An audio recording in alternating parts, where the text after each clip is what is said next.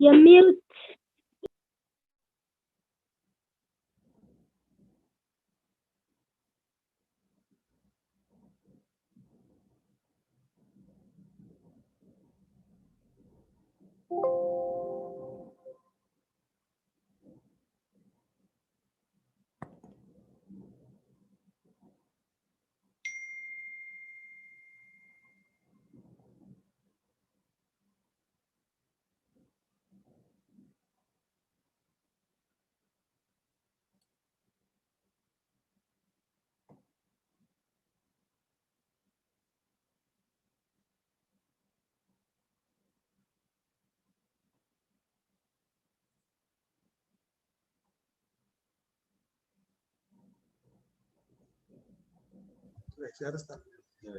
Sorry about that, everybody. Good evening.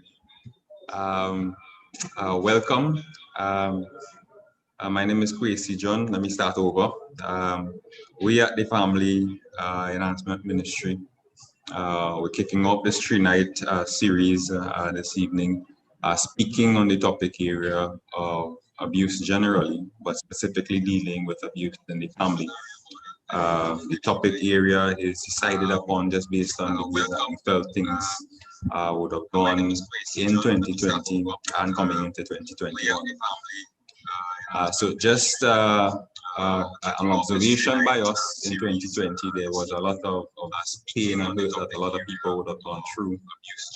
A lot of hurt people who would have lost loved ones as well as lost employment. So there are a lot of things people went through. We were of the belief that a lot of people took a hit where hope was concerned. And so we are in the business this evening and for the latter part of this year to continue on that rebuilding process where we think hope needs to be rebuilt, regenerated for some people. As the Family Enhancement Ministry goes, we would have ended off last year with a series of classes really designed with interacting with people with respect to their family life, children raising in a modern society, dealing with subtle issues that we think impact the family life. So the Family Enhancement Ministry is designed with the family in mind. We are designed to be able to help to rebuild the family structure, to help strengthen it so that we can build a strong family and a stronger nation. Those are our guidelines as a ministry. That's something that we feel passionate about. We are wanting to encourage people throughout this three-night series to be engaged in conversation. Tonight we will be having Wendell De Leon come, but before he does that, let me give you a brief introduction as it stands for 2021. So 2021 coming on the back of 2020. We are doing 4 topic areas that we felt would be beneficial for all of our attendees, all the listeners. And they focus on the area of abuse, what we consider church value system, raising children in a modern day, leadership, church. As we look at our society, we realize that there are increasing numbers of difficulties people going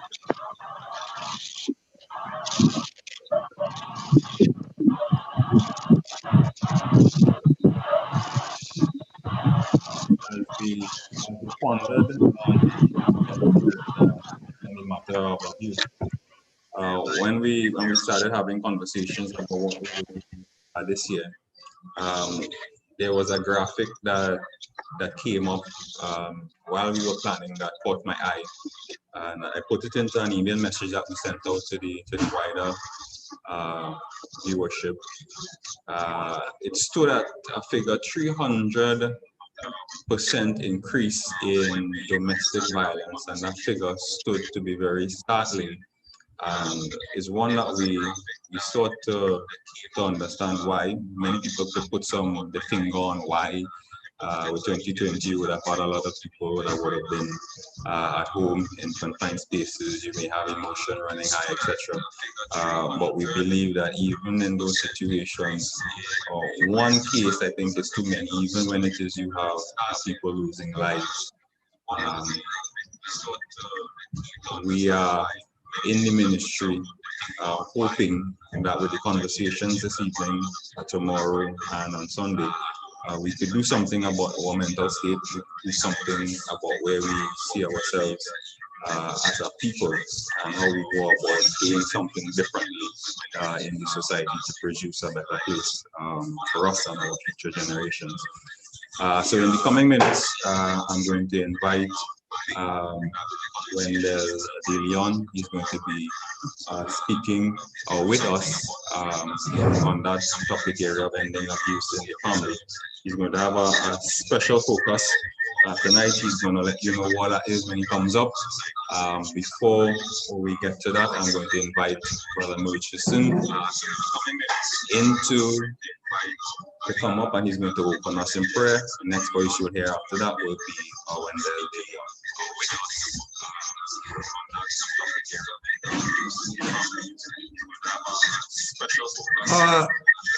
A very hearty welcome and good night to all. As you go to prayer, I just want to ask though that you mute your mics, please. We're having a lot of feedback. There are people who are listening, but they have the mic running. We're picking up all the background and all of that. So if I shut everybody down, you wouldn't be able to ask questions. I'm trying not to do that. So please mute your mic, please, at this time. A very hearty welcome and good night to all. As you go to prayer, I just want to ask you that you mute your. So let's go to God in prayer, please. Heavenly Father, we are so grateful tonight to be alive, to be in the land of the living, to be in good health amidst all the conflict and the pandemic. Father, we just give you glory, honor, and praise. Father, tonight as we gather, oh Lord, to not only look into your words, but to listen to words of wisdom from our facilitator, as we look at the scourge that is plaguing our societies, that of the topic of domestic violence. So we ask you, oh Lord, that you would bless our lecturer tonight, and that you will help him, oh God, to bring into his memory all that he plans to say in a manner that will be easy for us to understand, and at the same time, we will seek to apply it to our life, our society, to our neighborhood, that we can have a better place to live in Trinidad and Tobago. So we ask, oh Father, that you will guide him in all that his delivery. Bless all the listeners, dear Father, and help them alone as they tune in to concentrate and to really get the message, so that at the end, oh God, that you will be glorified and we will be edified. We ask all these mercies in not a name, but in the name of our great God and King and Savior, Jesus Christ, with thanksgiving. All could say amen. Thank you very much, Brother Kwesi.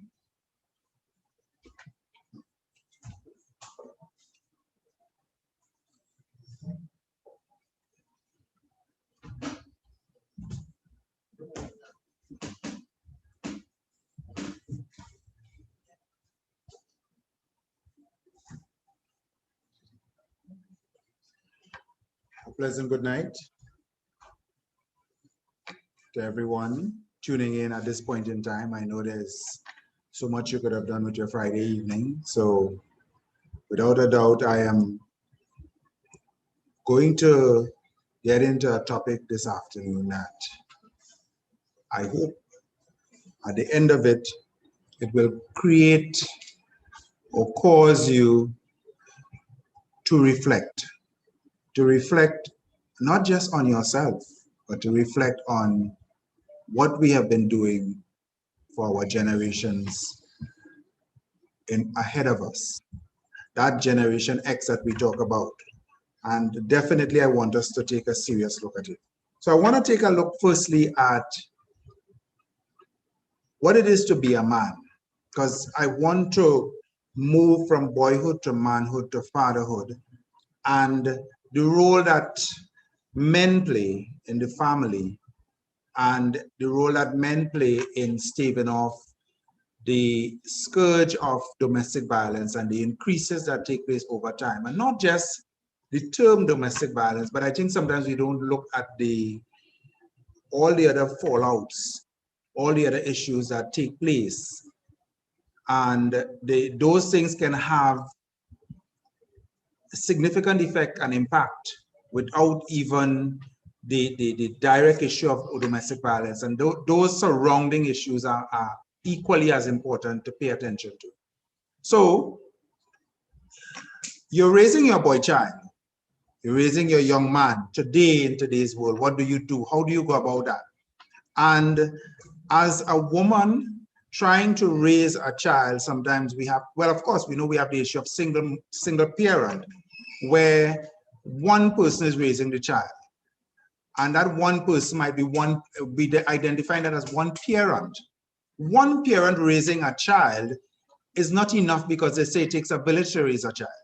So if we have that child not being influenced by both parties, because one may be absent for whatever reason, and if that, let's just go ahead with the assumption that most of the single parents at this point in time, or most of the parents who are alone in the parenting process are females. So then what happens? Where's the male influence on that young man? Why is he not there? It is not probably because the woman does not want him. Maybe he has chosen to absent himself. Maybe he has not seen the importance of contributing to that young man's development. And in that absence, we are losing integral development from a principal point of view, from a character quality point of view, where the father is responsible for developing a lot of those traits that would allow the young man to understand manhood. When he is not there, there is a heavy dependence on the woman to fill that void. There's a heavy dependence on the woman to try to teach the young man how to be a man, of course, with a limited understanding thereof. But she tries. And through no fault of hers, she doesn't have the skill set or the awareness, but she would do as best as she can. Now, you have the issue of a young man, and as a therapist, I will tell you, a lot of young men are angry. Growing up, they don't have the wherewithal as to how to even communicate with men. And that comes from sometimes the issue of female buffering the communication between young men, and also father-son relationship, where there isn't that freedom of discussion that takes place between the father and the son. So we need to build on these things. So we don't want to just have we're looking out there and saying, okay, hey, domestic violence, and we may as a beg you and crying, but what are the fallouts, or what are the impacts of domestic violence? What are the impacts when, and I'll go into when the relationship itself has broken up. But before that, I want to give you a sense of how important it is for both parties to contribute to that development, how significant that development is at this point in time for both parties. But the father is not there. And for whatever reason, he has absented himself, or probably the mother doesn't even want him inside that whole, that arrangement for parenting. She finds that for whatever he might have done, and I've had clients where there may have been infidelity issues, so I don't want the man around again. I want him out of my life. I want him out of the children's life. I make it difficult. I'm angry, I'm bitter, I'm hurting. And therefore, I pass all of that on to the man, minimizing his ability to reach to his child. So he does not get an opportunity to be able to have the influence on his child to raise him into manhood. Because, and in some cases, the woman is saying, I'm not even sure I want him to influence my child, because he is a nastiness because of what he would have done. I don't want him around my child. And that then becomes spousal issues more so than parenting issues. Those spousal issues unresolved can have negative effect, and it could create a lot of bitterness and acrimony that spills over into the raising and the parenting of the child and the development of the child. But do you even consider that? Probably not. So we're going down the road now. The father is absent. There is a lot of hurt and bitterness on both sides, because this could be a boy child or a girl child. Not too long, I have just run out of my office having to deal with a young lady whose hurt and pain is so significant, because here's what, and this is what you don't see, the long-term effect. So she's a grown woman at 30-something with her own child now. she has a young son that she's trying to raise. But of course, the father in this scenario is not the kind of father that you might want to have your daughter partner with, but that mistake has already been made. But when you go back to examining her, there is a scenario where she has not had a relationship with her father, and therefore she does not have a sense of how to choose a partner and the model to look for, because she did not have that growing up. Of course, she had a stepfather. He did a great job as best as he can, but there's a yearning on the inside. There's a hole that she keeps asking herself, why? Why was I abandoned? Why it is I was rejected by my father? Why didn't he, my biological father, feel the need to stay in my life or to be a part of my life, to be there for all my celebrations? He wasn't. And it might feel subliminal in some ways, but it is not.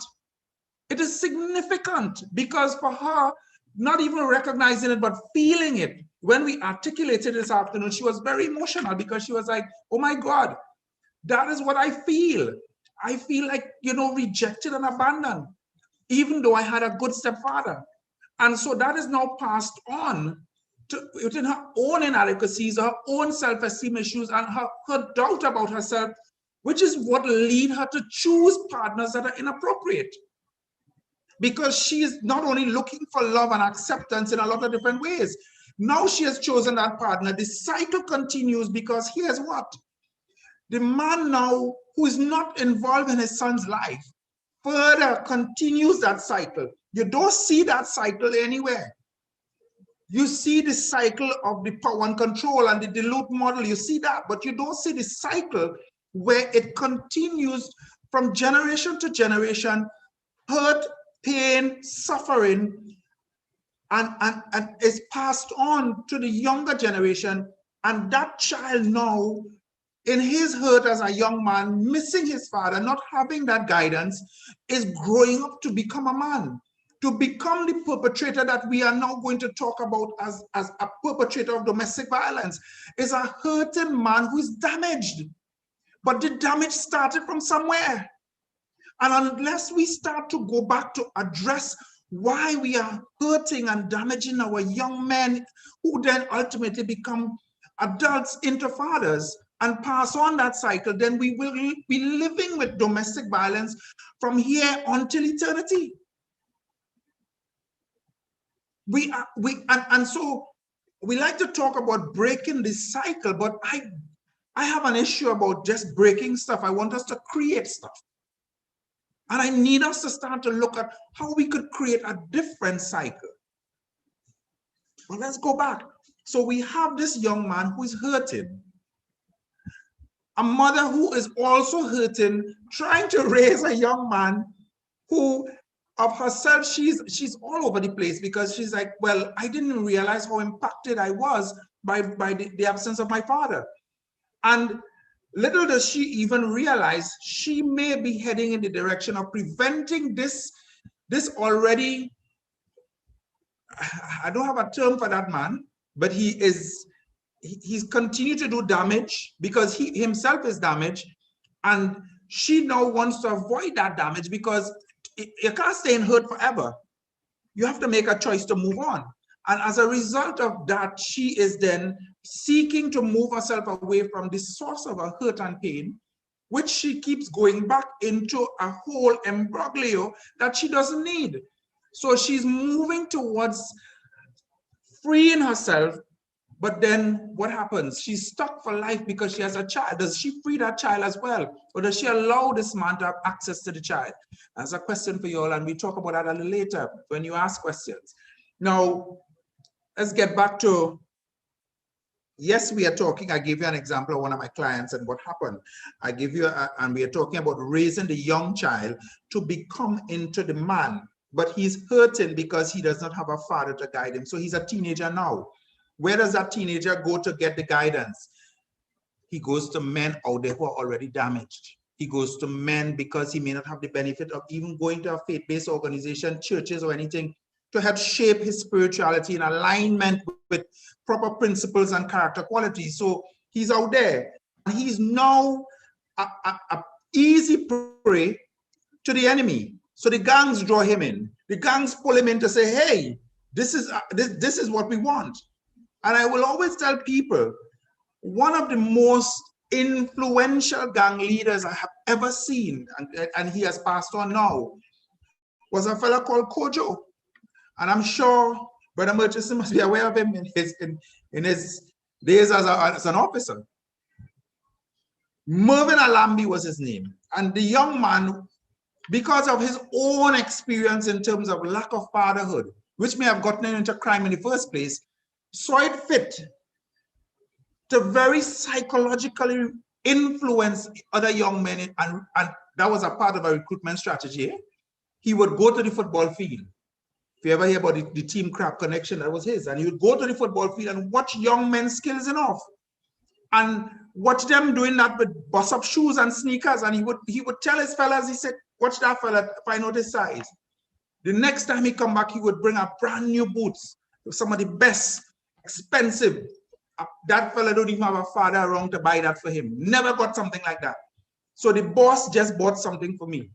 And that then is a process of grooming, drawing your child into a space now where you cannot pull them back from.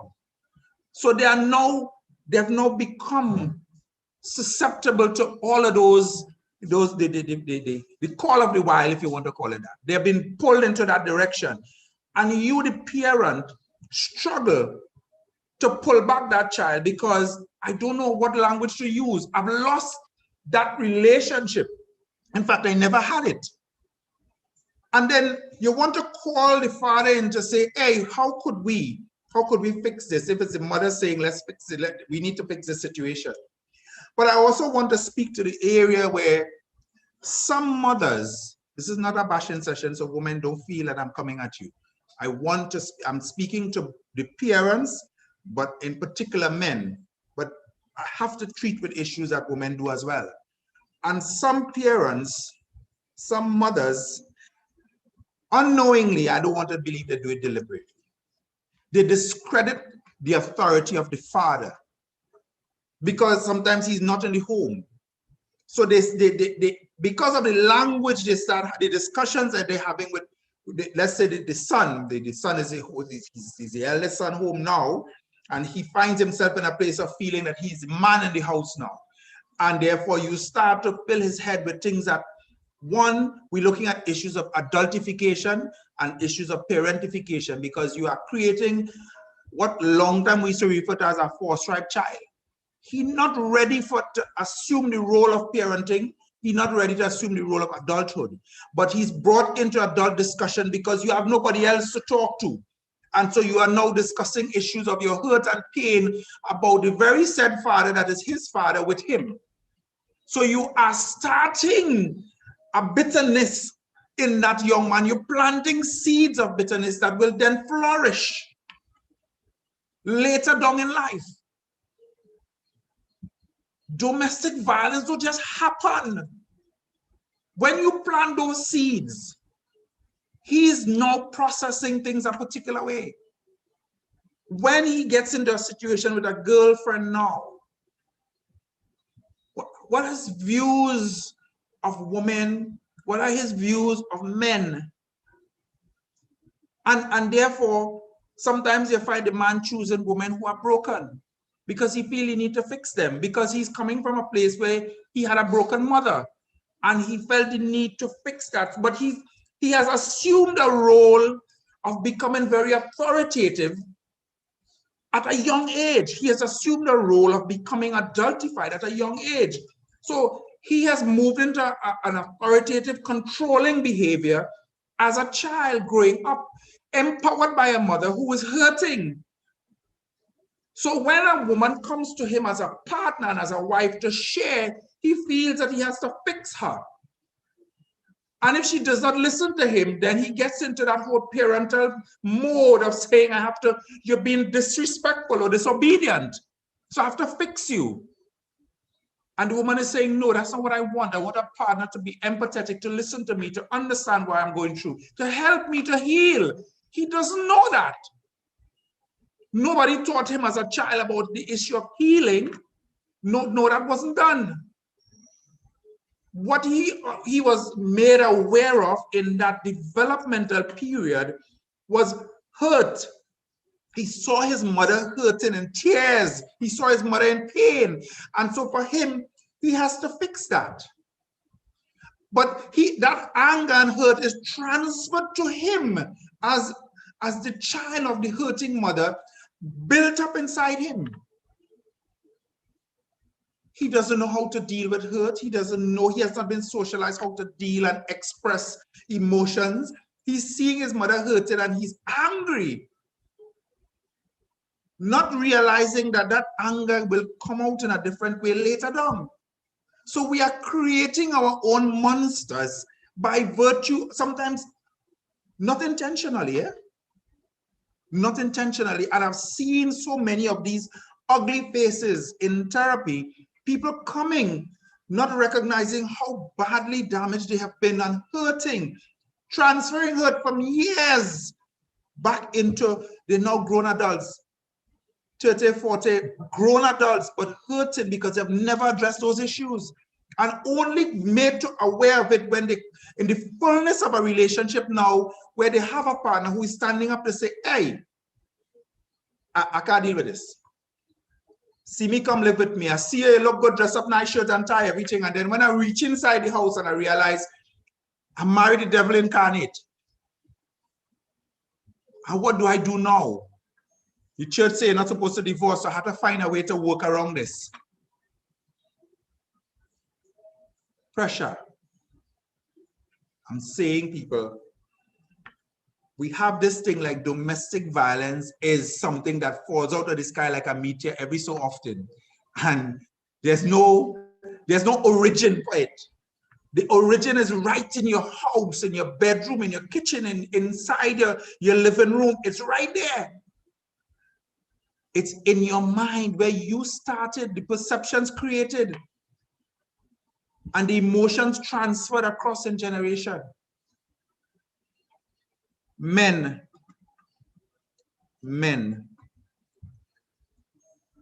it has been difficult because you are dealing with so many different things, and sometimes, and I know you have not been socialized how to deal with emotions and express emotions, which is why I'm seeing today, men are actually coming willfully, deliberately, intentionally to get help in therapy, something that has not been, it is difficult to get them to come in the first place, but they're coming. And I am happy to see that.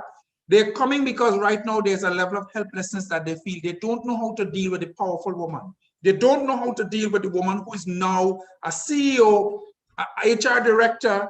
She's managing her own company. She's making millions of dollars and she doesn't necessarily need you. She said, all I need from you is to love me and have a relationship with me. He doesn't know what that is.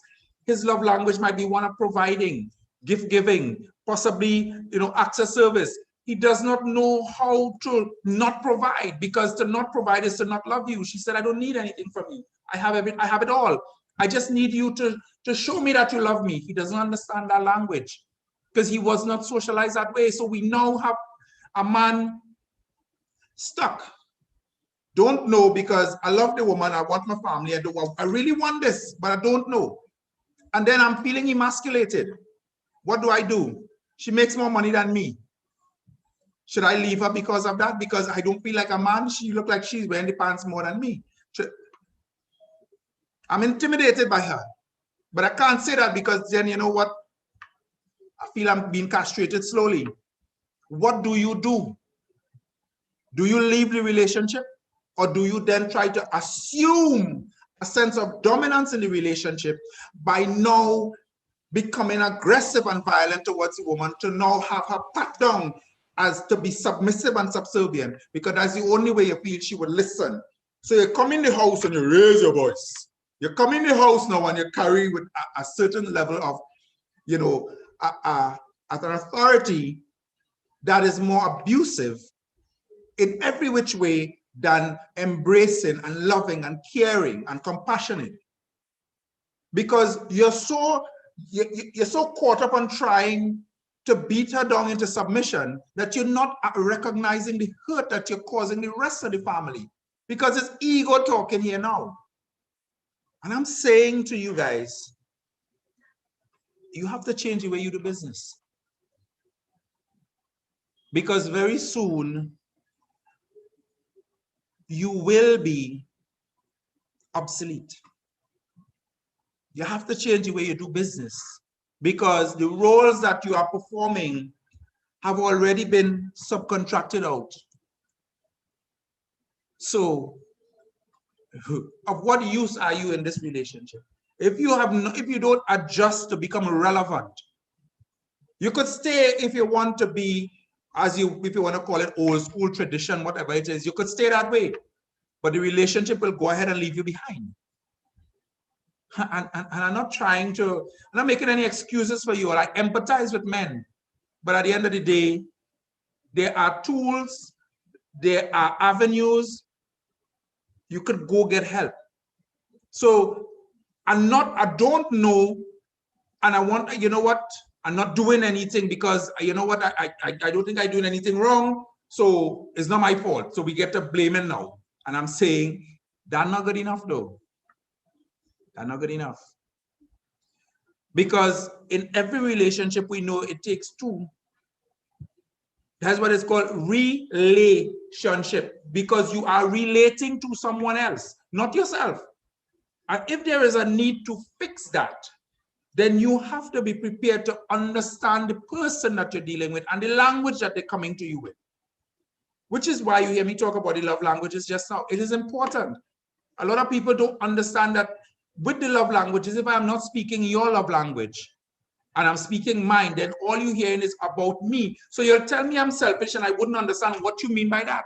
How you mean I'm selfish? Because you're trying to love me from your point of view, from your vantage point. You're trying to love me with your love language and not mine.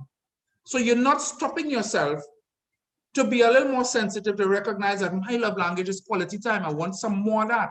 I want that from you. As far as you're concerned, but I give you a gift. Gift giving is my love language and we're supposed to be cool. That's not cool. And I remember having a client like that one time. Two of them came in the office and she's telling the husband, who's a hardworking man and has been working from 6 to 6, Sunday to Sunday, to provide for her, that he doesn't love her. And he's saying, but this woman had to be she mad. I don't have no other woman. I'm not unfaithful. I'm not looking for anybody else. I love my family. What are you talking about? She said, but you don't spend no time with me. He said, but how I could spend time with you?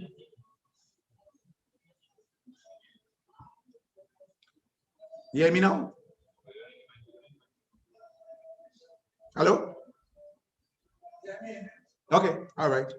So he's saying, but how you could say that I don't love you when everything you want, you could possibly want, I get it for you?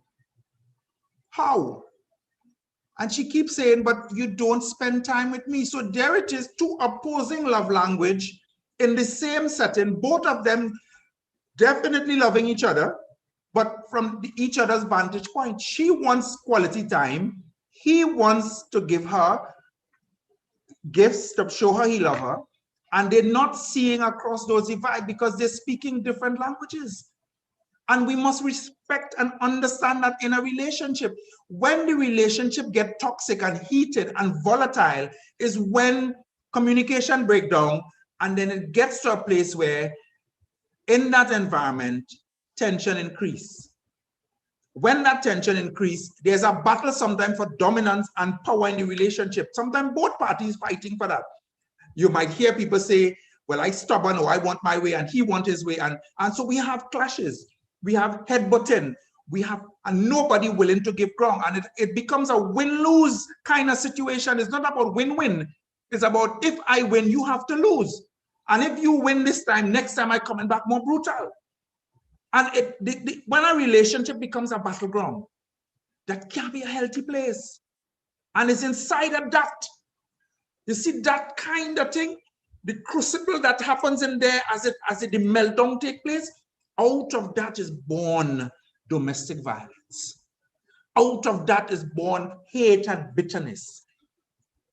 Because we are not prepared to stop ourselves to revisit why we came together in the first place.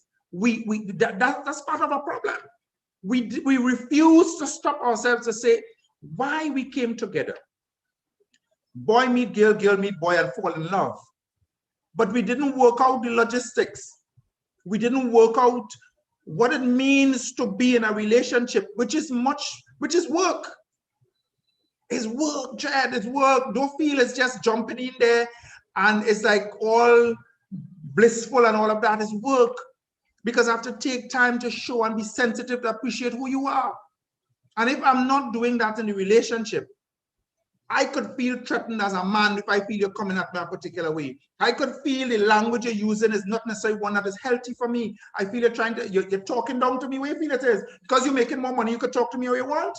No, I'm not taking that. And inside of that now, I feel disrespected and I'm acting out that disrespect. She may not recognize that that is what she's doing. She could be talking from a place of frustration. Tired. How much time is about 10 times this week? I ask it, oh, just put out the garbage, love, please. Just put out the garbage. Like one of my clients, he turned and said, well, he says, well, your hand in here, or you can't put it out yourself. You know, and that couldn't be the catalyst then that sets off something. There's a trigger. I mean, I doing everything. I trying to make your life happy. I see body chat. I doing this. I doing that. And then we start to now count. You know how that counting goes. We counting our contributions now comparatively. I feel I'm doing more in the relationship. I feel I contributed more to the relationship.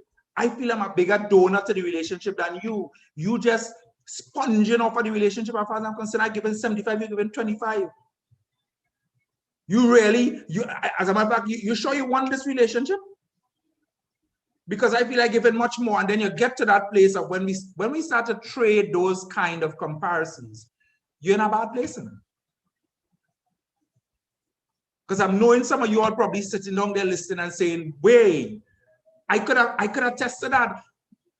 And then you're asking yourself then, but I came pretty close to domestic violence. Maybe you had, how much of time sometimes you contemplated, maybe, and you want to react violently, and just the Spirit of God must be, the Holy Spirit come down and say, hey, take it down. Take it down. Because it is not how you have been socialized. And it's part of your responsibility. I've seen, I don't know if some of you all recognize, but I've seen a couple of the clips out there where I remember long ago we socialized our young men never to hit girls, even in play. And I remember seeing a clip where a young man, a young girl hit a fella, and as fast as she hit him the slap, he hit her back too one time. And I'm saying, wow, that's an angry generation out there. And there isn't the father's presence, the male presence, to help them understand that it is not cool to do that. But here the flip side to that. Women who knew that men have been socialized not to hit women have taken advantage of that over the years. They have pushed buttons deliberately and intentionally to get that kind of effect. Because I know your mother raised you good not to hit me. So I put my face all inside. They say, hit me, not hit me. See if I call the police for you. I'm threatening you, and I'm threatening the very fabric of your masculinity. Hit me. If your name man. If your name man. You're jokey man, you. Yeah, that's where. And they start to hit you them needles. Yeah, you want to call yourself man? Yeah? You're good for nothing. And you start to hit me them kind of jab. But I'm not supposed, I can't tell you back anything now. That I don't even know how to trade those kind of blows verbally, because I'm not as articulated to hit you back them kind of thing. So I start to cuss you now. And then you call, look, let's see all the father cussing me. Look, watch him, look how he cut. No self, I'm back against a wall now, because I didn't expect this kind of, this chess move. I don't know what to do now. So yeah, go ahead and cuss me. Go ahead. Let me call your parents and tell them, look at the child they raised. Look at him. He cussing me. Good church boy. But what we gonna do? And the needle start. And then I bubble down. I say, well, look, Gila, sorry. I didn't mean that kind of thing. Yeah, you're right. Be sorry. Me taking that from you, and then what? So we angry for a period of time. Even though somewhere in the Bible, Brother Murchison will confirm, they say something about you mustn't go to sleep or go to bed angry. Yeah. You know how much of that do happen? I going to sleep vexed and I waking up vexed. Passing each other straight in the corridor like if two all you never see each other. Yeah.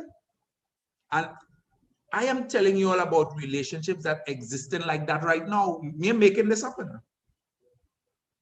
So I want you to understand how close some of you all might be to making decisions that could ultimately evolve into abusive behavior. But what is abuse? Because we have abuse financially, physically, emotionally, mentally, and we could call a whole list of abuses. Oh, God, don't even talk about that, brother. Just stop that. Sexual abuse, withholding of sex from your partner because for power decisions and all kind of other things. I know some churches would like to talk about sex in it, because sex is somehow is a taboo word. But that is one of the areas that Christians struggle with, because all you feel you're not supposed to talk about it, you leave it alone.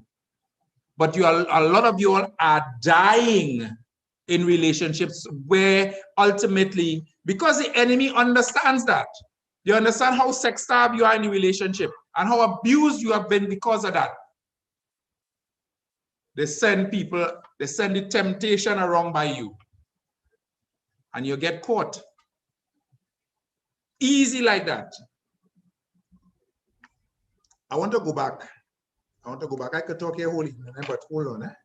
Let me tell you something.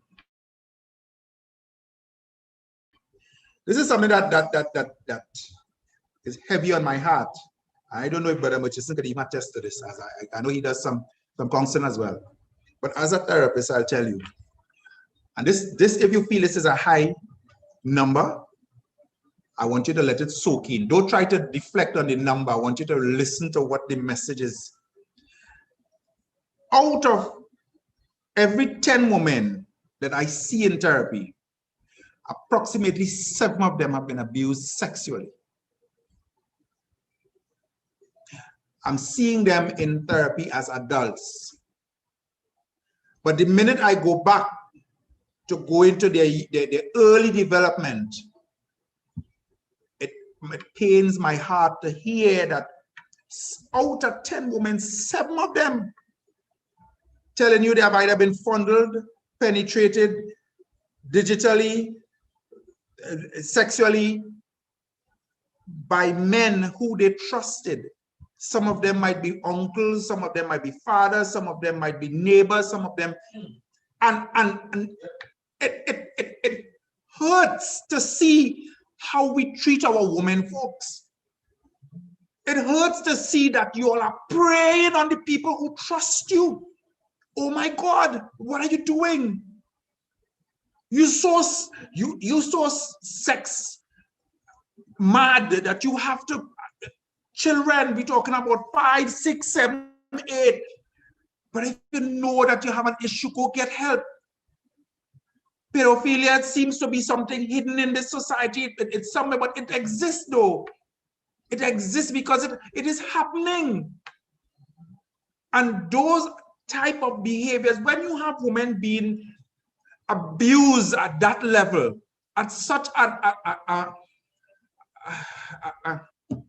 a fragile point in their development, at such innocence being taken away from them at that point in time.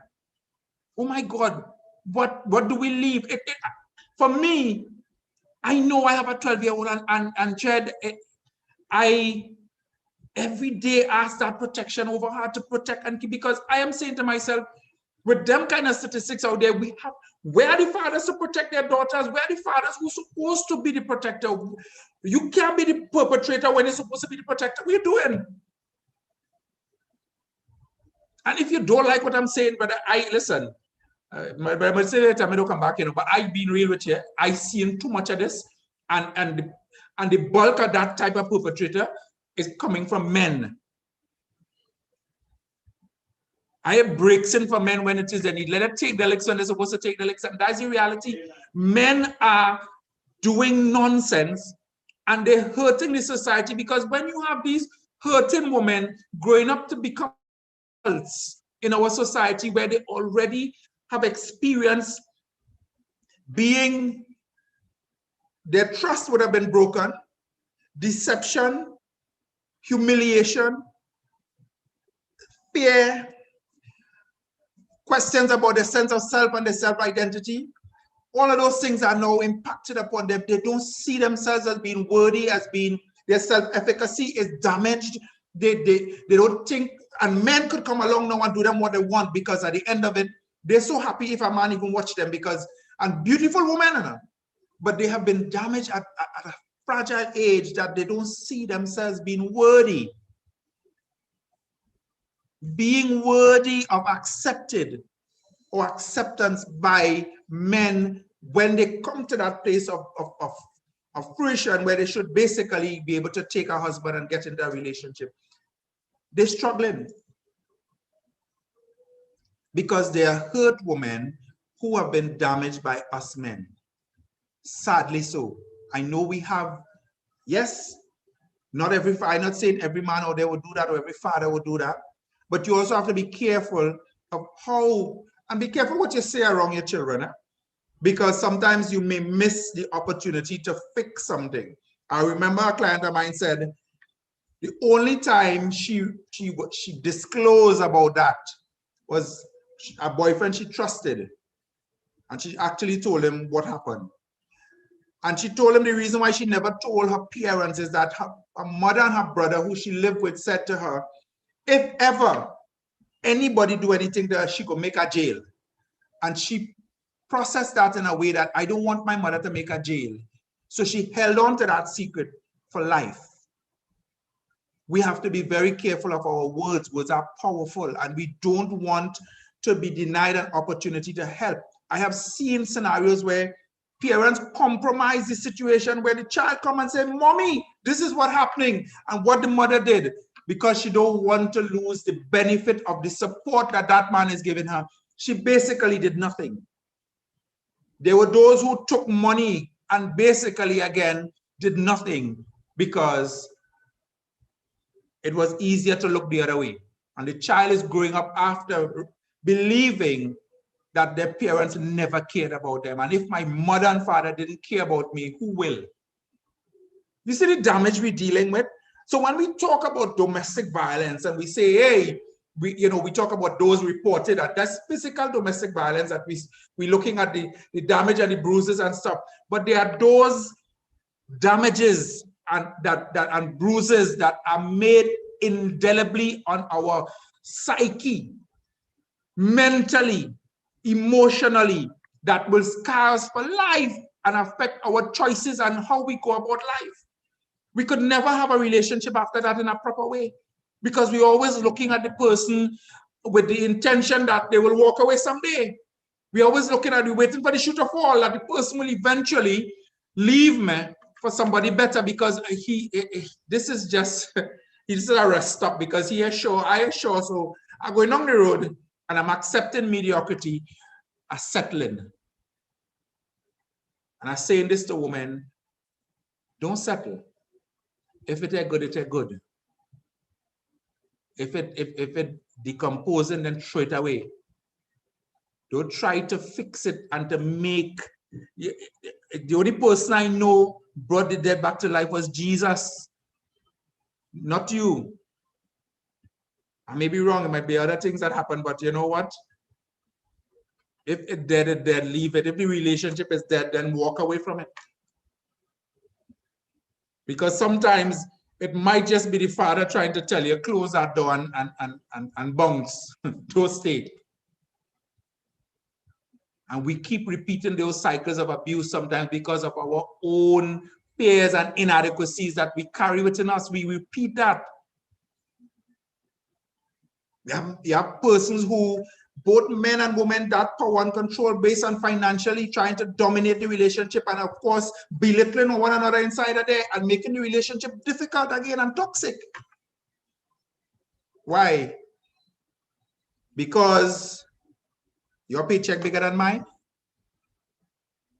There are those who, at the end of the day, because of your career and the type of career, again, it becomes a status symbol. I am better than you, and not that we are partners in a process. And anytime you start having those inequities being highlighted in a relationship, that's a cause for concern. Why do you feel the need to establish yourself as a power dominance in the relationship? If you're the person in charge, we could agree to that. If you're the man and I accept that you lead the relationship, then we could agree to that. But it shouldn't be that you have to go about establishing that by beating up on me. It shouldn't be at the cost of hurting someone else. And I don't know people get that. You can't go after power with that kind of aggressiveness just to say that you're the man or you're in charge. Something wrong with that, brothers. Something definitely wrong with that. You may not recognize that somewhere in there you need help, but you refuse to go and get help because, you know what, as far as I'm concerned, nothing wrong with me. It's you. It's you. Well, let me say that to you. One of the biggest achievement anybody could make is to recognize when there's a flaw within themselves and they need to fix it. That self-awareness is one of the tenets of emotional intelligence. So if you could come to that place and recognize that, you're on your way to starting that process of change. And nobody could force that. Nobody could force that. You have to want that for yourself. And you have to be able to be real with yourself. You're not perfect. No relationship I have seen as a therapist is perfect. The best of them. And some of the challenges that relationships struggle with is trying to overcome and move past the differences that exist in the relationship. Whether she's African, he's East Indian, whether one is 50 and the other one is 20, whatever those differences, whether it's an age difference, a developmental difference, whether it's culture difference, background difference, how do we integrate that into a nice synergy of an experience that we share and we could appreciate? How do we do that? Instead, we tend to highlight those differences as weapons against each other. Look at you, old and stupid. Because you want to highlight those things a particular way. You know, you want to say, you want to show these things as inadequacies. No, don't do that. Look at them as experiences being brought, everybody coming with their own strength inside of it. And if I bring my strength into that and you bring yours, beautiful. We can be able to create something wonderful. But a lot of times people don't do that. A lot of times people are too caught up within their own self. So my difference is supposed to be superior to yours. No, we will all be different. So forget seeing it as different and see it as unique. Change the language and start embracing your partner's uniqueness because they're bringing a particular value to the relationship. Because those things start to create a level of tension, again, that starts a whole process of anger, aggression, abuse, frustration, rage, toxicity inside of that. You know what I'm talking about? I'm not telling Ole anything that Ole don't know. I've seen too much.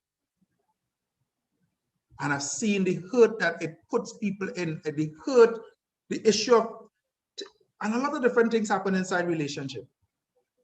Again, I come back to the fact that you're not perfect. But how do you deal with hurt? How as a man do you deal with hurt? I had one client tell me, he said, boy, he has been in a relationship with a woman. She has been unfaithful with him by about 6 times. I said, wow. So why you stay though? The boy, I forgive her. The 6th time, the 5th time, no, that was the 6th. He then decided to go with somebody. And that's where the madness starts. Because all the time she was being unfaithful, that was okay. The minute he decided to go with somebody,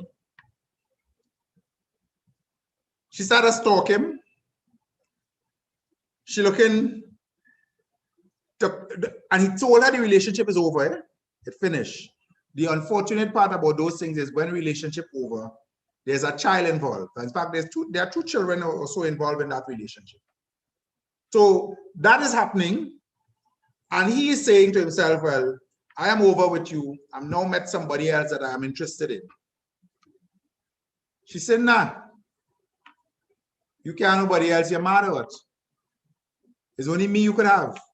And she's stalking him now where it is uncomfortable for him. It is uncomfortable for the new partner inside of that now. And then there's the issue of, I don't want a woman around my children, but it's my child too. I am entitled to have a relationship. If I wish to expose somebody because I think that's going to be my new partner, and I know that it's not a short-lived thing, I'm free to do that. She ain't want that.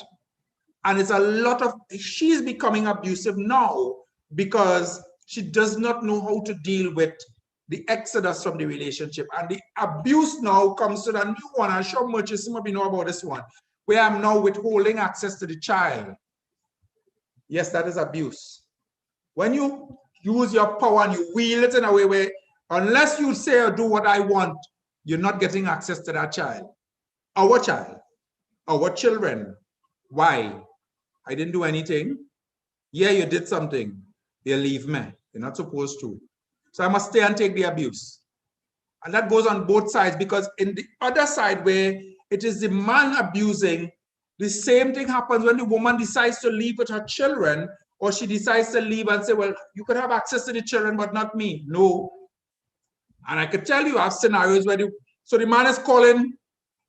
She said, call your children, you're free to call them, you have access to them, I'm not going to deny you that. So you call the child, how are you going? Daddy, hey, Daddy, how you going? How your mother doing? But I thought Daddy called for me. Where's she? She home or she going to do the next man? Why are you doing that?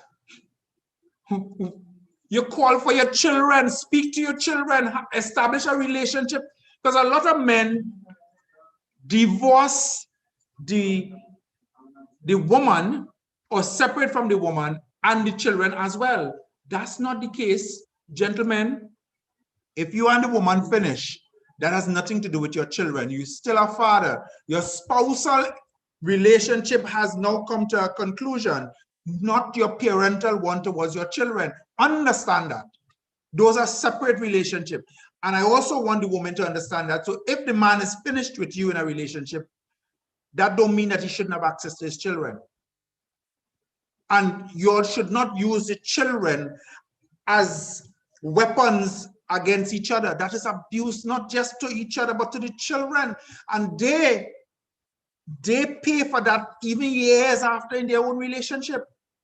You are hurting the children because you don't know how to deal with your hurt. And we are seeing too many children out there struggling with that and suffering because of that. And I'm saying this to you people, I don't know if you get it, but when I sit in that chair as a therapist and I have these things come before me day in, day out, and I'm saying, oh my God, there's a factory out there making this. When will it stop? And it needs to stop.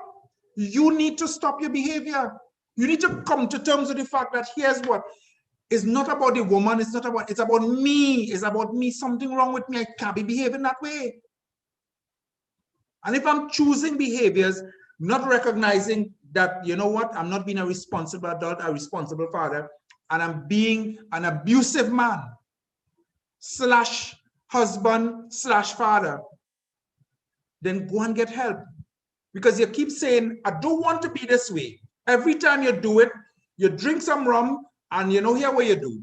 Because alcohol is, of course, it allows you to remove all your inhibitions. So things that you wanted to say and you're very introverted and so you suppress it, you're not saying it, and you take 2 drinks, and then everything come out with expletives and all.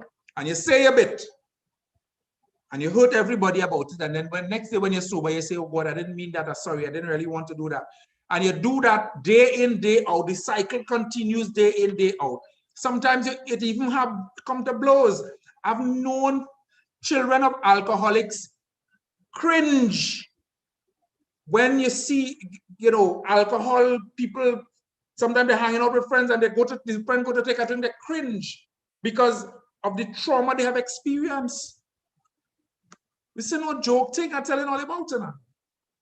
When those alcoholics come home inside that environment, it's licks for everybody, and then is children now have to protect mommy, rushing to protect mommy because they don't want mommy to be beaten.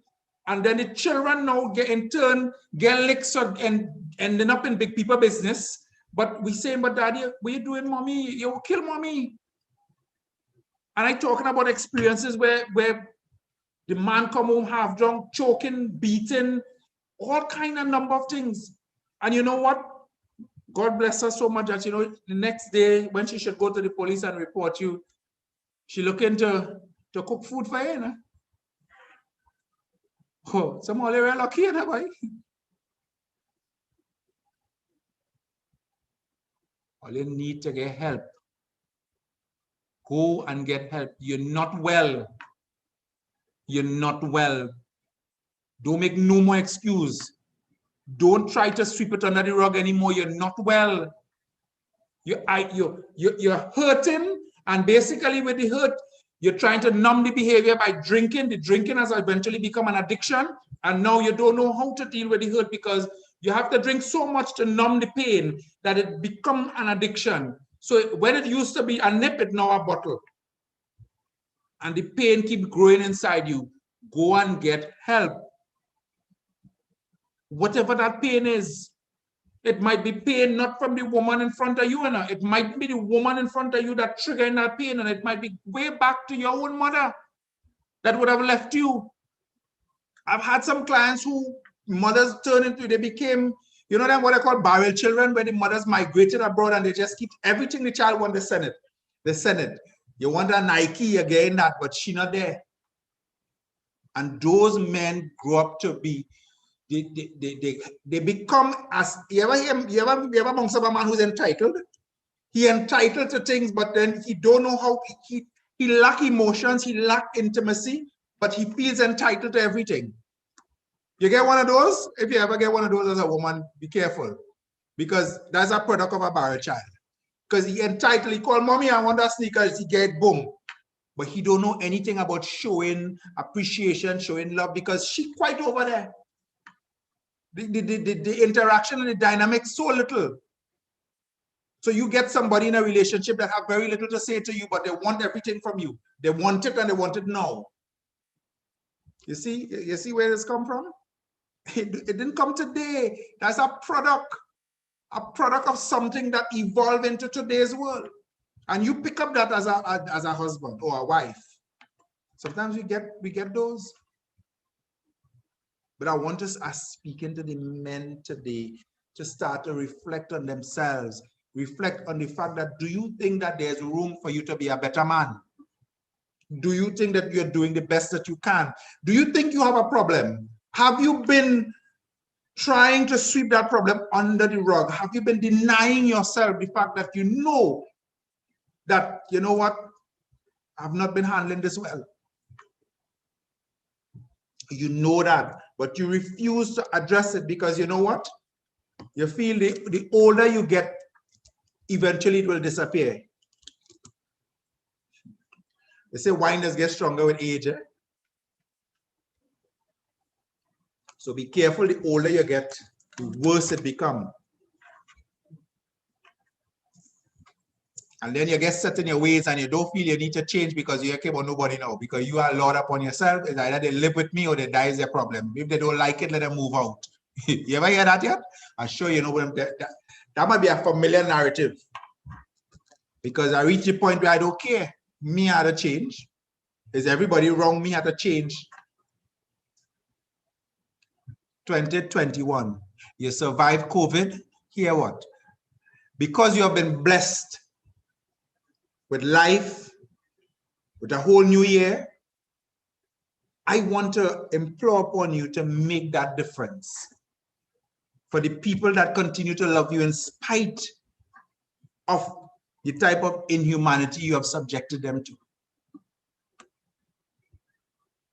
I want you to really do a conscious set of reflection. If you are here listening today and you know that some of this resonates for you, this might be me. As you're saying that to yourself, stop. Stop. Really take a hard look at yourself. Because you might have a daughter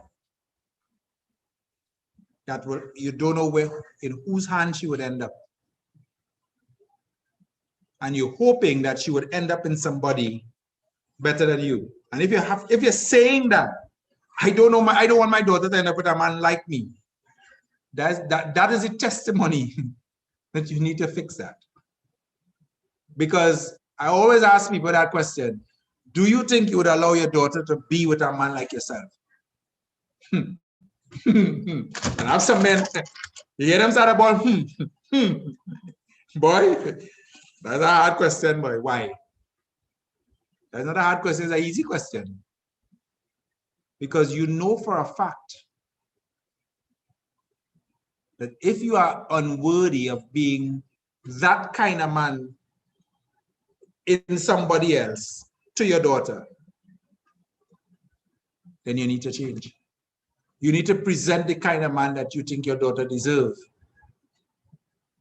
And if it's not you, then we have a problem. So with that, one other area I want to go into before I stop and open the floor for questions, because I'm sure there'll be quite a few people who want to ask, and that will take some time, and I'm open to that. I want to look at people who struggle with change or making changes because of fear of the unknown. So you're in a cycle in a relationship where you know you need to let it go, but you're afraid of letting it go because I don't know. You know what I say? I know what I have, I don't know what I'll get. Think about it this way. Whatever you have is bad enough. Let's look at the fact that whatever is out there will be much better than what you have right now. There's always better out there. And stop putting hindrances to making that step to improve yourself. Stop putting hindrances in making the step, if it's a step out or if it's a step towards change, and whether that change begins with you as a person. And I tell you, you may not want to do anything immediately because you're saying, well, why leave? So then here's my suggestion to you. Go and get some help. Whoever, counseling, therapy, psychological help, go and get coaching, something. Get help at a personal level. And I bet you after you start to see things in a different way, after you get a new set of eyes and a new awareness about who you are, you start to look across and recognize, I shouldn't be here. That is when you would start getting empowered, because you're now seeing. Before that, you can't see. You're blinded. Some might wonder whether it's love, you're blinded by abuse, but you're blinded. And I want to ask you to go and open your eyes. Go and get back your sight. You gave it up because all you see is everything in that man, and that might have been a good thing, but he's not a man to be trusted. He's not a man capable of leading you the way you wanted to be led, to provide the kind of things that you would have wanted in a relationship. So then you need to let that go, but you can't because you've already given up your sight into this process. So you have to go back and revisit that process to get back your sight. And when you get back that sight is when you're going to see things clearly and realize, oh my God, this is what people were telling me about.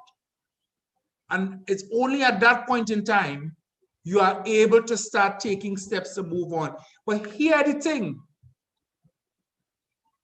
when you start doing that is when the person realizes, because they know all the time that they have a good woman, eh? They know all the time that they have a good man. But the minute you start to walk, but they say, but why let me walk? You're treating me like nothing. You're treating me like if I'm not even worthy. But the minute I look in the leave, you're running, just say, oh God, don't leave me now. Gosh, I go fix, I go change. You want to go counseling? Let me go now. I'm going. I'm ready to go now. All of a sudden, they're ready to do that. Is that real or is that to prevent you from going? Because they know you get back your sight. They know that. And because they know you get back your sight, they don't want you to walk out there because they realize you've seen them for who they are. And that goes both ways, both men and women. So men, I need to speak to you to go back into your homes. You might have been divorced. I tell you, go back and try to move them. You leave that, you relinquish that. But go back into the homes where you have children. And take up your mantle as a father. And help to now nurture this young child, boy or girl, into an understanding of themselves, be it as a young woman, be it as a young man. Your role as a father is necessary at this point in time. It helps you too to heal within yourself when you start to perform that role, because before that, you too may have been hurting for different reasons because you've been denied that opportunity. Go back and find it. When you find it and you embrace it, you are going to start a process of change. You're going to create a new order whereby the children are going to be fed by you. So they're not going to be eating one meal alone. They're going to be fed by the mother and they're going to be fed by you. So there'll be a balance in the meal. Yes, they say a balanced meal is a good thing. And that balance will allow for the child to grow up with respecting the very fabric of what it means to be family. Respecting and being now imbued with the understanding of how to love, how to respect, how to care, how to become a young man capable of having a partner, because now that person is now ready. That person has been passed through a process of mentoring, a tour of what it means to be a man into manhood. And as he become a young man, capable of leading, he can now look at partnering, because you have to lead before you partner. And when you lead and you could now partner, you could guide your partner in the right way. You could take the helm and the headship that is supposed to be you, the man. She could trust to give you that because she recognizes your ability to lead. And that is how we continue to create a different order. If you don't do that, men, and you continue to stay away from the children, you leave them up to the devices. Anybody, everybody, the enemy right now, he thirsty for your boy and your girl child. Their souls, they will be his. And as he and it's not just stopping there, it continues a cycle where the society is brought into decay and decorum, well, lacking decorum at the end of it all.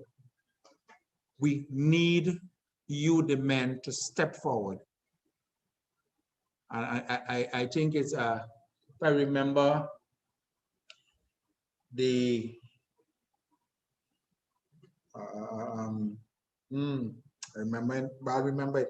It's the last Malachi, the last verse, the last book. And it's the last verse, I think, too, in that Malachi, which speaks about men turning the hearts of men back into the fold of the family, lest the nation be destroyed. So I'll stop there now and open the floor for questions as people would have. I promise to try and answer them best as I can.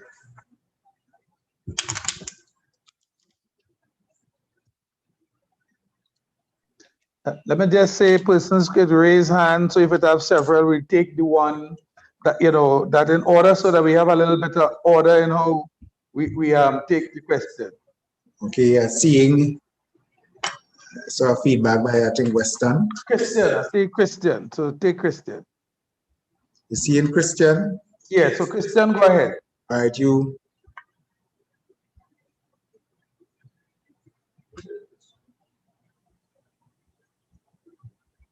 Yeah. Is Christian wanting to ask a question? No, sorry, I didn't want to ask any questions. Simeon is comment. Okay then. Yeah. Yep. Right, participant, this is your time. Please ask your question or make your comments.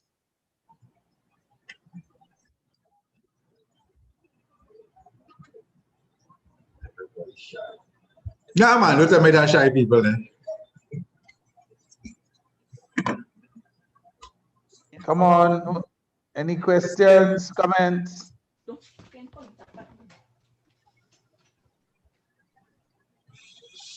Let me make sure everybody could right, everybody can unmute. De Silva. No one has seen. Okay. One of the questions I would like to ask Mr. De Leon is what directly can we do as men, Michael, to prevent domestic violence? And let me at the same time, as I'm on, thank you very much for your detailed presentation and wide span of the topic. Ask to unmute. You listening to the thing?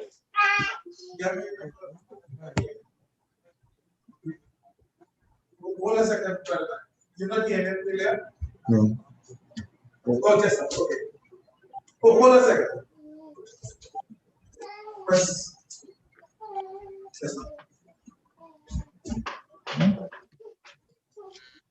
Oh. No, go ahead. Go ahead. Tell him, go ahead. Yes. Are you hearing me? Yes, I'm hearing you now. I'm hearing you loud and clear. Thank you. Good. I wanted to commend you on your detailed and broad breadth span of the topic of violence and some of the history, the things that take place in our lives prior to coming up to this stage where we have been violent. I want you to be able to say for us, what is it you think we can do as a campaign or as an effort to prevent and reduce domestic violence? Okay, firstly, I'm hearing some crosstalk. If people don't mind, they could just mute the mic. Where are you? Eddie. No, not Eddie, sorry. I'm hearing some other mics.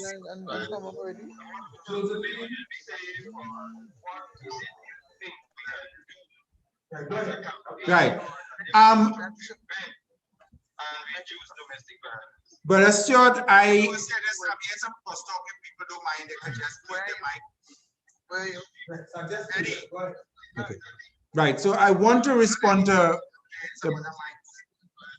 Brother Stuart, his question about what can be done.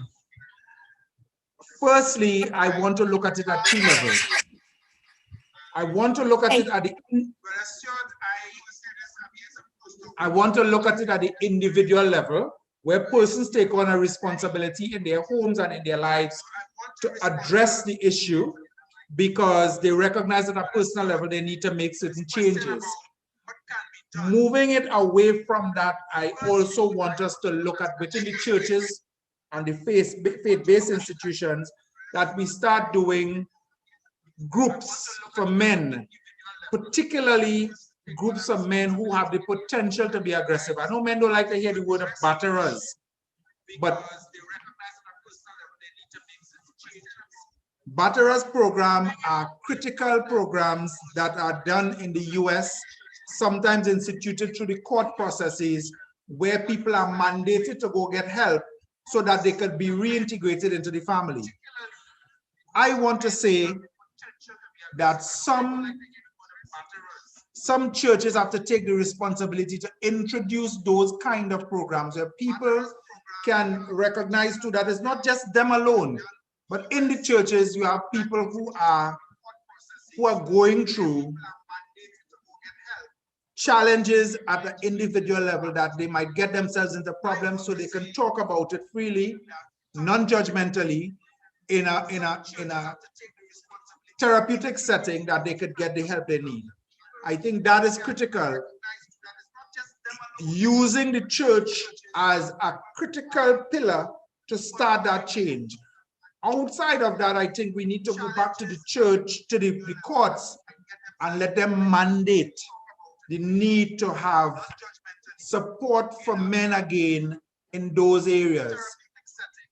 Because a lot of times, in the absence of that in the formative development, we need to have restorative work done later down in at this point in time, because the man is in the relationship now.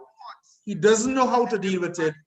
There is a need to deal with restoratively the issues that he's experiencing, and therefore sometimes he has to be mandated. So those are just some of the ways that we could look at it in order to address it.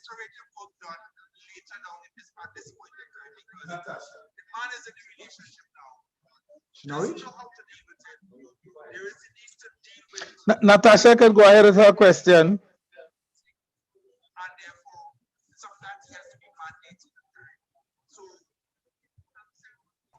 Good night. Good night. Wendell? Yes? Yeah, Ian Critchlow here. Hey, how you going, man? All right. I just wanted to say thank you for the presentation. It was very thorough, well thought out. And I think anybody listening to it would have had a good information, really good information that I think that really a lot of men, a lot of people missed out on it. They were not listening. So I just want to thank you and really for that. Thank you. Thank you, man. The presentation was very thorough, well thought out. And I think anybody listening to it would have had a good information, really good information. And I think that really a lot of men, a lot of people missed out on it. They were not listening. So I just want to thank you and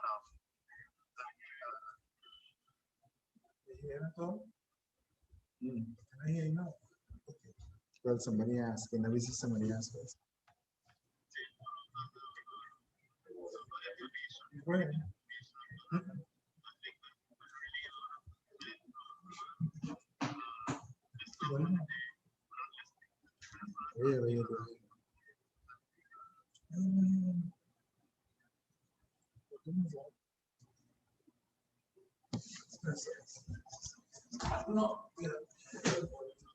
Technology boy.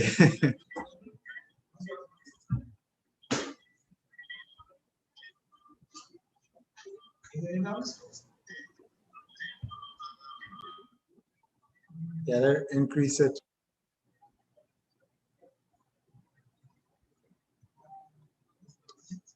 Okay, see if you're hearing now. Good. Okay, go ahead. Go ahead, please.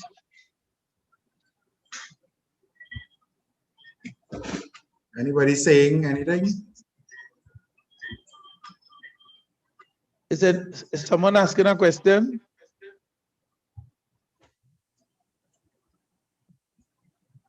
No, I'm not hearing anything. Go ahead, please. Mike, anybody saying anything? Yeah, somebody have a question. Go ahead. Yeah, go ahead, Christian. Someone asking a question? Yes, Brother Dillion, I really appreciate the information you brought for us tonight. it's very comprehensive. I don't want to be too repetitive because this Brother Critchlow talked about I it didn't already. ask the question as yet, but I would like to ask a question. What I wanted to speak to is in church, sometimes churches tend to want to. Yeah. Somebody have a question. Go ahead. So, go ahead, Christian. Someone asking a question. There's a lot of crosstalk here. That system needs to be corrected. What I'm saying is in a lot of churches, there tends to be an image of let's say righteousness that needs to be portrayed and protected. And what happens is sometimes there's a lot of domestic violence that takes place and things are swept under the rug. Sometimes things like abuse might be going on in the home. They might want to bring it to the pastor's attention, but they want to avoid a scandal, So how would you recommend that those type of things be dealt with in a church setting so that it is not condoned and it is dealt with in a way that would be the honor and glory of God?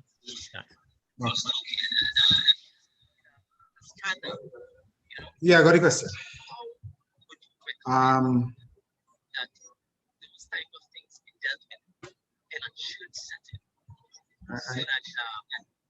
need to respond. Just respond. Okay. Are you hearing me? Are you hearing me there? Okay. So, right. What I want to say is, Christian, firstly, good question. I've had a lot of these scenarios where in the church, persons don't feel that they get their just dues. They feel like the church try to cover it up. And sometimes what they tell you when you come to the church, now don't get me wrong, eh? So right, what I want to say is people, Christian, firstly, good question. People tend to do the let us pray about it. And sometimes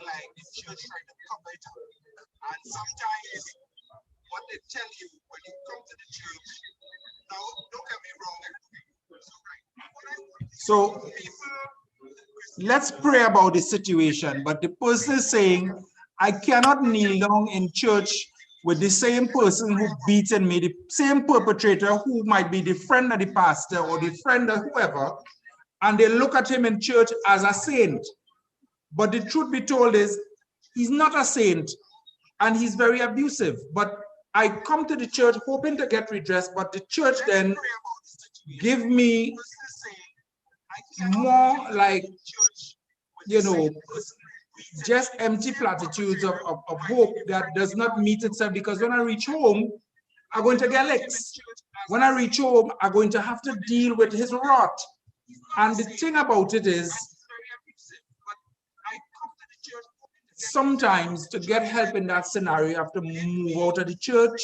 When I say move out of the church, but look for the help that is an objective help. And I have known, I'm saying that because I know that's part of the practice that Brother Murchison sometimes will refer people to me to get the therapeutic help they need outside of the church, so that there's no sense that the church is covering it up, or there's no sense that, you might be my friend and I want to deal with it. Both of you all go and get help, go get professional help. Because to stay in the church knowing there's an issue and to do nothing about it is to condone the issue, because you're enabling it if you do nothing. They say some saying about when wicked men do nothing, they let something prevail. So part of what I want to say to you all is the need to address a scenario like Brother Christian is referring to is sometimes you may not always find the answer inside the church, but the church could direct you to find an answer that is objective enough.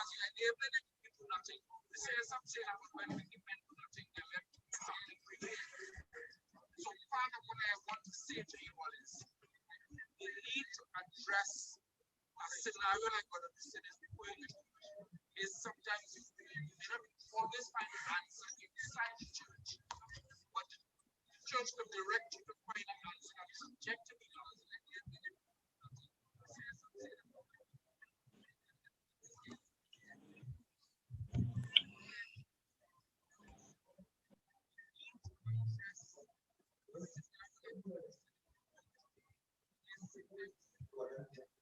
What's that?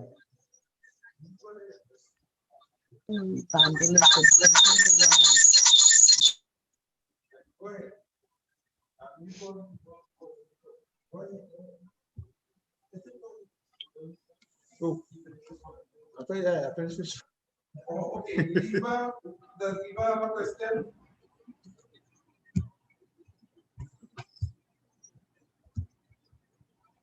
Hello.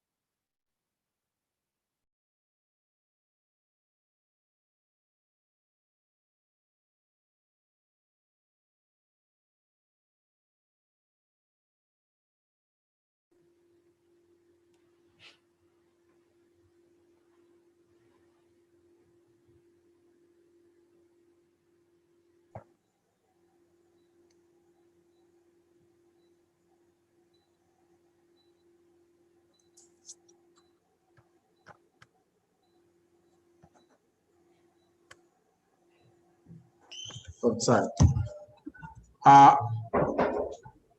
Orville, thanks for that question. Excellent question. Good to see you. In responding to that question, I want to say that the use of this type of platform in terms of the church creating programs to meet its congregation is an excellent approach.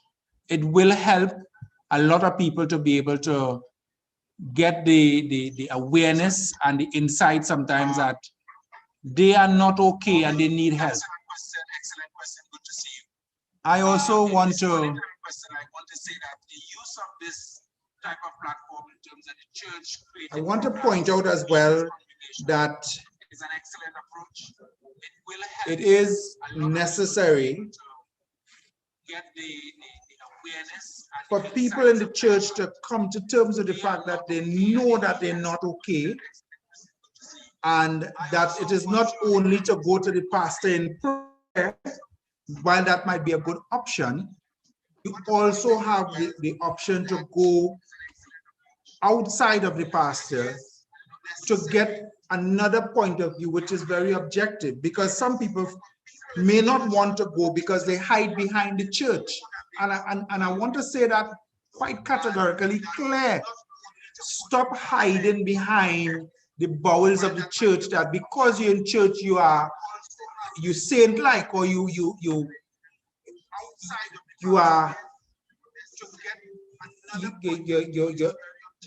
cannot be in any way held accountable. I am saying, let us own up to our issues and our shortcomings. Let us own up to the fact that we need help. And if it is identified, if 10 people could point it out, then something is wrong and maybe you need to get an objective person outside of the church. Maybe the church don't like you. So see if somebody else outside could find anything. Get help. Stop denying the fact that they, that's one of the issues with addicts. They tend not to come to terms with the fact that they have an addiction problem. And they cannot get help until they come to terms with that very fact that I am an addict. I have a problem. And until you do that, everything that comes to you, you will be receiving it with a closed fist. So you have to be able to open your hands to receive the feedback and the information that you're hurting others. And if you continue to receive that information and still do it, then it's intentional. Therefore, it's easy to forgive when it's unintentional and you're unaware. But when you intentionally do it, then that is what is tantamount to abuse, deliberate abuse.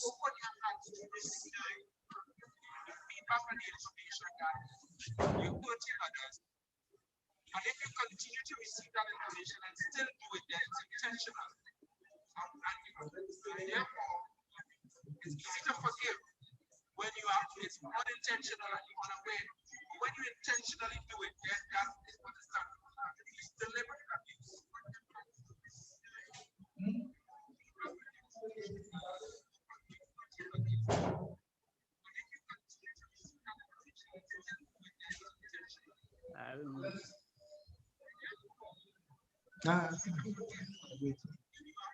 Next question.